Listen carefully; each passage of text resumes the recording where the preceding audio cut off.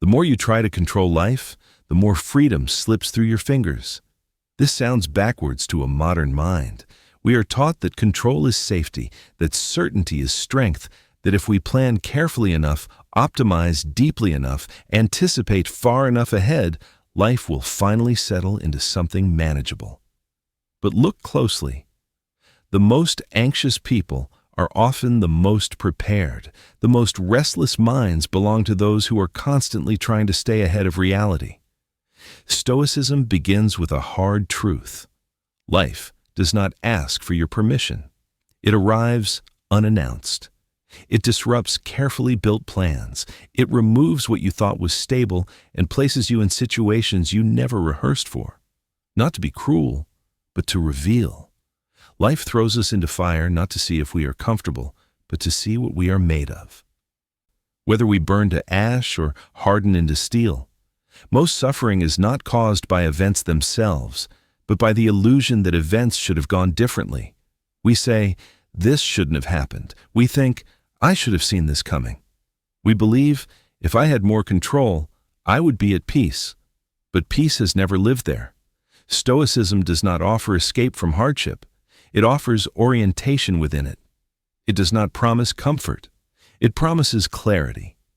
And clarity, once gained, cannot be taken away by chaos. This is not inspirational speech. This is not motivation.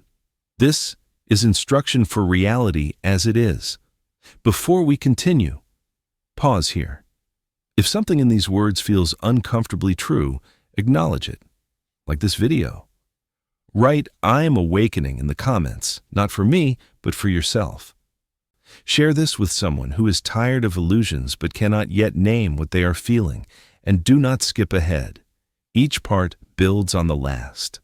Miss one, and the structure weakens. In this reflection, we will walk through 6 Stoic principles for living without illusion. Not theories, not abstractions, but ways of seeing, ways of standing that allow a person to remain steady in a world that refuses to be controlled. We begin where all illusions crack, with control. Every illusion has a beginning. And for the Stoic, it always begins with control. Most people believe they suffer because life is difficult. In truth, they suffer because they expect life to obey them. This expectation rarely announces itself clearly. It hides behind reasonable thoughts. If I do the right things, things should work out. If I plan carefully, I will be safe. If I try hard enough, I can prevent loss. And when reality breaks these assumptions, as it always does, the mind reacts with anger, fear, or quiet resentment. Stoicism calls this confusion by its real name, illusion. The illusion is not that life is unfair. The illusion is that life was ever meant to be controlled. You do not command events. You do not command time. You do not command other people's minds. What you command, only and always, is your judgment. This distinction is not philosophical decoration. It is survival knowledge. Most anxiety is the result of misplaced effort, energy poured into outcomes, opinions, futures, and forces that never belong to us. We rehearse conversations that are over. We fear reactions that have not happened. We carry responsibility for decisions that are not ours to make. This is not strength. It is confusion dressed as diligence. The Stoic draws a line, clear, sharp, and non-negotiable. On one side, intention, perception, action. On the other, everything else. To cross that line is to invite suffering. To respect it is to regain stability. Control, as Stoicism understands it, is narrow, but absolute within its domain. It does not promise safety, it promises clarity. It does not eliminate pain, it prevents unnecessary struggle. Think of a sailor at sea. He does not curse the wind for blowing. He does not demand the waves calm themselves. He adjusts his sails. He holds the wheel. He keeps his awareness sharp. The sea remains wild, but the sailor is no longer at war with it. This is the Stoic posture toward life. When you stop demanding certainty from the future, fear weakens. When you stop seeking approval from others, resentment dissolves. When you stop expecting reality to follow your script, anger loses its voice. Not because life improves, but because you finally meet it as it is. To live without illusion is not to dominate life. It is to stand firmly within yourself while life moves around you. This is where Stoicism begins, and without this principle, none of the others can stand. Once the illusion of control collapses, another misunderstanding immediately surfaces: the belief that pain is meaningless and must be escaped at all costs. Most people treat pain as a mistake, something gone wrong, something to avoid, numb, or outrun. Stoicism sees pain differently. Pain is not an error in the system. It is the system speaking. Every form of pain, emotional, psychological, even existential, arrives carrying information. Not to punish, but to point. Not to destroy, but to reveal. Pain appears exactly where illusion once lived comfortably, unnoticed, unquestioned. This is why it feels so personal. When something hurts, the mind immediately asks, "How do I make this stop?" The Stoic asks a harder question: what is this trying to show me? Pain exposes misalignment between expectation and reality, between attachment and truth, between the life you are living and the life that can no longer be avoided. Betrayal hurts because trust was misplaced. Anxiety hurts because the future was being gripped too tightly. Loss hurts because something temporary was treated as permanent. Pain does not create these illusions. It reveals them. This is why running from pain never works. Unread pain does not disappear. It repeats. It resurfaces as patterns, habits, relationships, and decisions that circle the same suffering under different names. What is avoided externally returns internally, with interest. The Stoic does not glorify pain, but neither does he insult it. He listens. Pain is a map. It shows where boundaries were absent, where values were compromised, where courage was delayed, where truth was traded for comfort. Every ache marks a location. Every wound points to a lesson. To sit with pain is uncomfortable, but to refuse it is costly. Think of physical pain. It stops you from pressing on a broken bone. Emotional pain works the same way. It demands attention before further damage occurs. Ignoring it does not make you strong. It makes you blind. When pain is understood, it transforms, not into pleasure, but into clarity. The person who learns from heartbreak understands love more honestly. The person who learns from failure understands effort more deeply. The person who learns from loss understands what truly matters. Pain stops being a trap the moment it becomes a teacher. To live without illusion is not to live without pain. It is to stop wasting it. Once pain is no longer avoided, another illusion steps into the light. The belief that the self you defend is the self you truly are. The ego is not loud at first. It speaks in familiar thoughts. This is who I am. This is what I deserve. This is how I must be seen. Because the voice feels intimate, we trust it. And because we trust it, we suffer for it.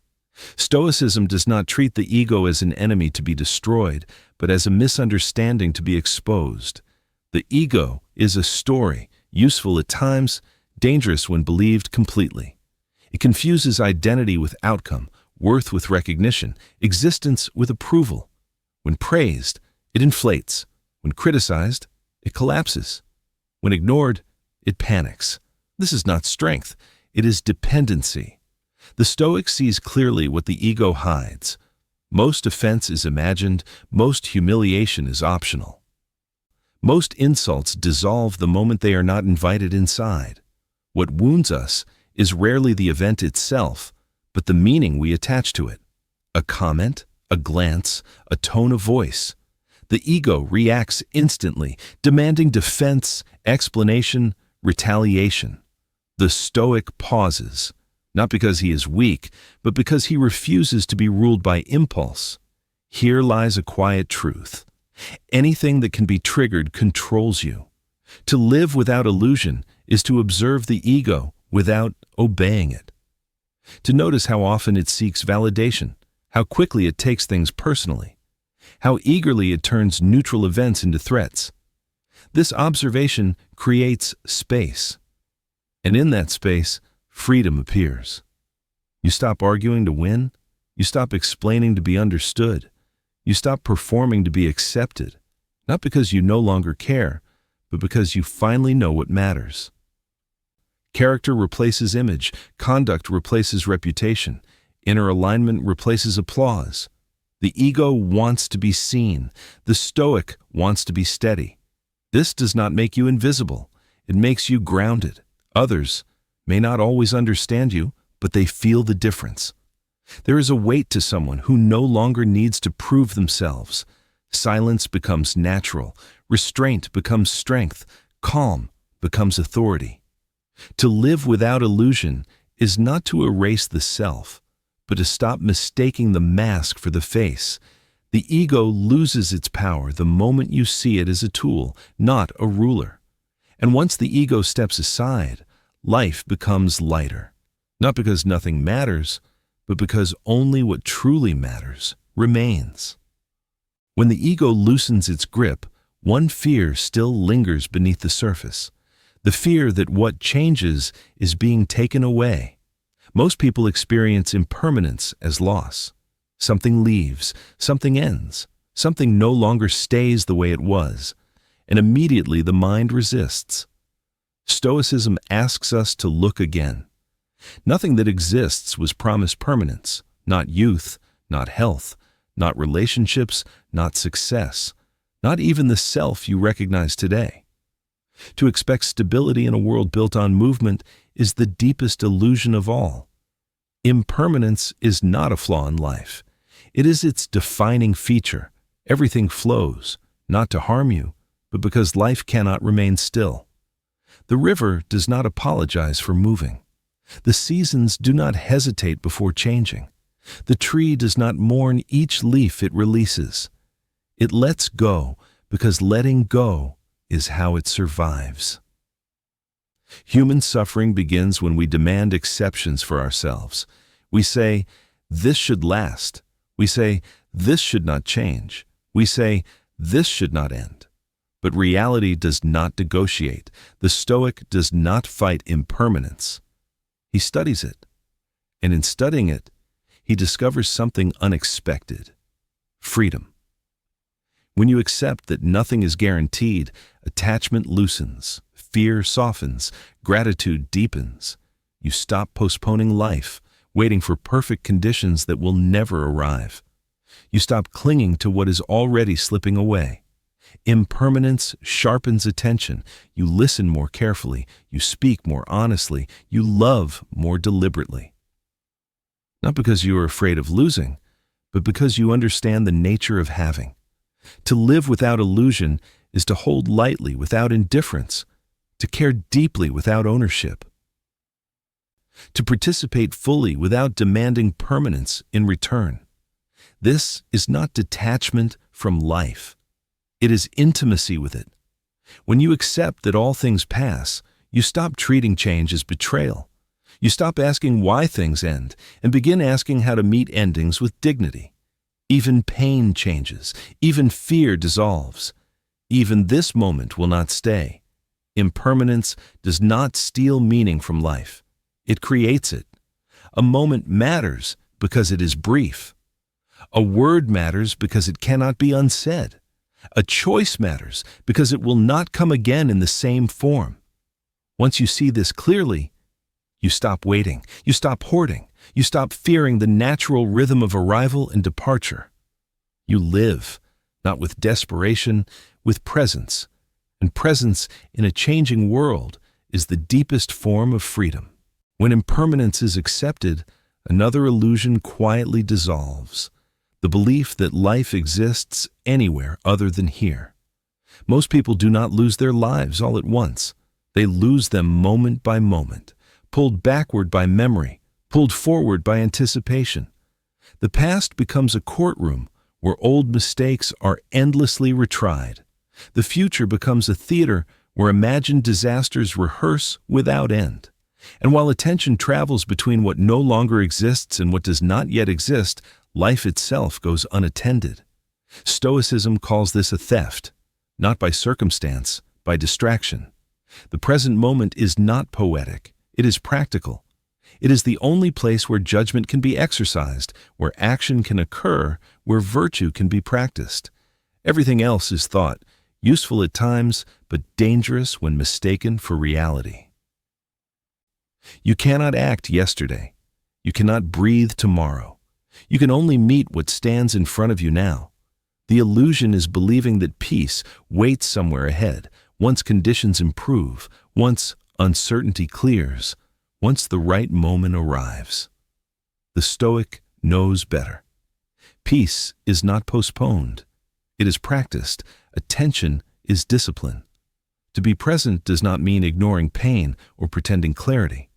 It means refusing to abandon the moment because it is uncomfortable. It means staying with what is instead of escaping into what if. When attention returns to the present, anxiety weakens, not because problems disappear, but because imagination loses its excess power.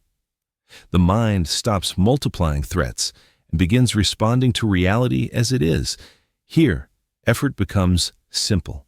Here, choice becomes clear. Here, life becomes manageable. To live without illusion is to stop borrowing suffering from futures that may never arrive. It is to stop reliving pasts that cannot be changed. It is to invest fully in the only time that responds to effort. The Stoic does not rush the present or resist it. He treats it as sufficient. Whatever this moment contains, difficulty, stillness, effort, rest, it is enough material for virtue. Even hardship becomes lighter when it is met one step at a time.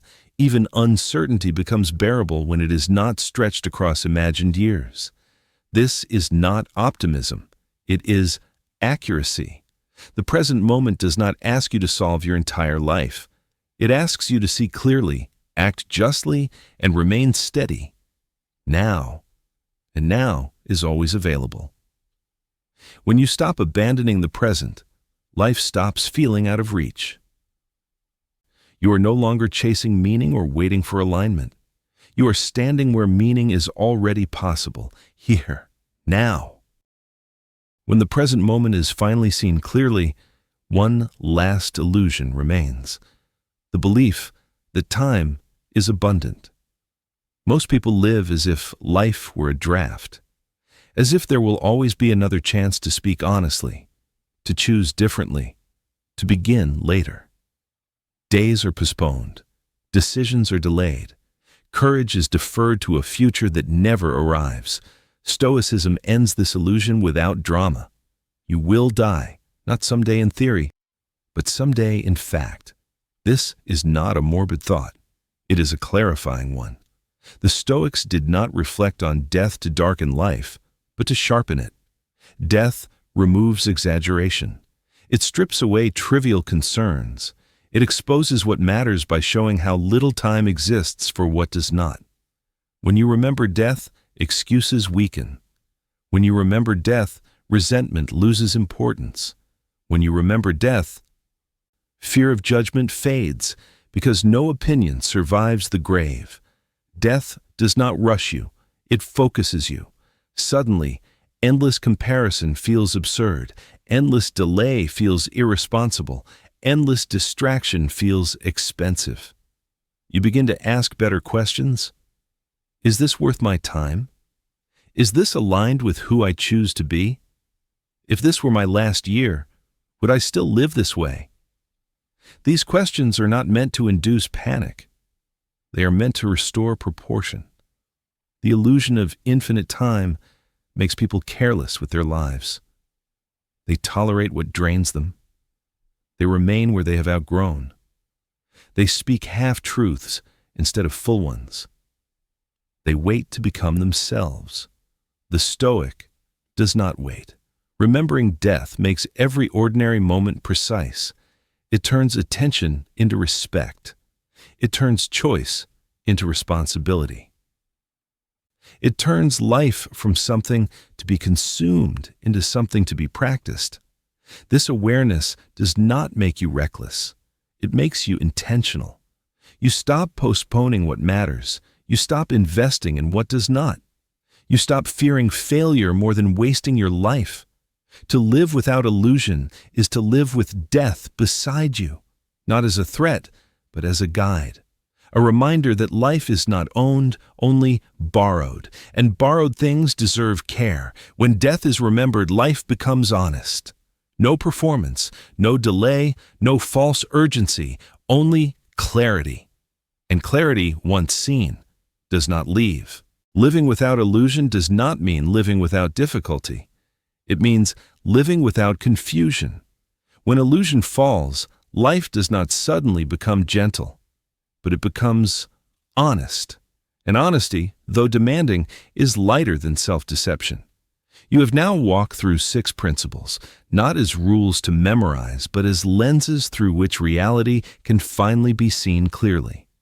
You learned that control ends where illusion begins, that peace is not found in commanding events, but in governing the self who meets them. You saw that pain is not a trap, but a map, that suffering carries direction when it is read instead of resisted. You uncovered the ego as the most convincing illusion, a voice that demands defense, recognition, and validation, yet offers nothing stable in return. You faced impermanence not as a threat, but as freedom, the truth that nothing is promised, and therefore everything must be met with presence. You return to the present moment, the only place where life can be lived, choices can be made, and virtue can exist. And finally, you remember death, not as an ending to fear, but as the teacher that makes life precise, deliberate, and real. These principles do not remove struggle. They remove unnecessary struggle. They do not protect you from loss. They protect you from illusion. Stoicism does not ask you to withdraw from the world. It asks you to stand within it, steady, awake, unentitled, and unafraid. To act without attachment to outcome. To care without clinging. To move forward without pretending certainty exists. And if this path feels demanding, that is because it is honest. You are not alone in this work. Every person who chooses clarity over comfort walks the same narrow road. Every person who refuses illusion feels the same moments of doubt. And every person who persists discovers the same quiet strength, one that does not depend on praise, circumstance, or control. Suffering is temporary. Transformation is not. If one principle in this reflection spoke to you more than the others, name it. Write it in the comments, not as a declaration to others, but as a commitment to yourself. Like this video if you choose clarity over illusion. Share it with someone who is ready to see life without filters. And if you wish to continue this path, join this channel's Stoic community, where we grow together, not loudly, but truthfully. Remain steady, remain awake, and walk forward without illusion.